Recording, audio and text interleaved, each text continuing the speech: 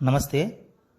Corona మహమ్మారిని కట్టడి చేసే కమ్మని ఔషధం, దీన్ని కషాయం అని కూడా అంటాము. ఇది మినిస్ట్రీ ఆఫ్ ఆయుష్ నుండి సూచించబడినది. ఈ కషాయం మన శరీరంలోని రోగ నిరోధక శక్తిని పెంచే దివ్యమైన ఔషధం. ఇది అద్భుతమైన ఇమ్యూనిటీ బూస్టర్. ఈ కషాయం మన వంటింటి పదార్థాలతో అతి సులువైన పద్ధతిలో ఎలా తయారు చేసుకోవాలో ఇప్పుడు గమనిద్దాం.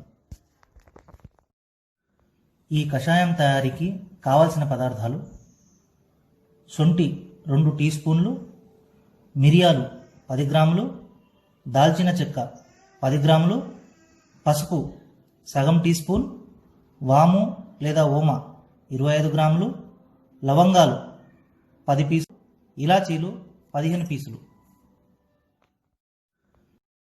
ఇప్పుడు సూచించిన పదార్థాలు అన్నీ కలిపి పొడి చేసుకోవాలి. ఇప్పుడు తయారీ విధానాన్ని గమనిద్దాం.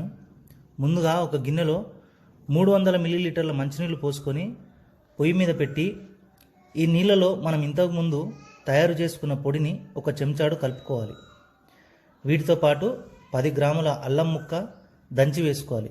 అలాగే 5 తులసి ఆకులు, 25 గ్రాముల బెల్లం లేదా రుచికి సరిపడా వేసుకొని 15 నుండి 20 నిమిషాలు బాగా మరిగించాలి. ఇలా మరిగించిన కషాయాన్ని వడగట్టుకొని పిల్లలైతే 30 ml, పెద్దవాళ్ళైతే 50 ml చొప్పున ప్రతిరోజు ఉదయం సేవించాలి. ఇలా ఖచ్చితంగా ఒక వారం రోజుల పాటు సేవించాలి. ఇలా చేయడం ద్వారా మన శరీరానికి 2 నెలలకు సరిపడా రోగ నిరోధక శక్తి పెరిగి కరోనానే కాక అనేక రకాల వ్యాధులు మన దరి చేరకుండా మనల్ని కాపాడుతుంది.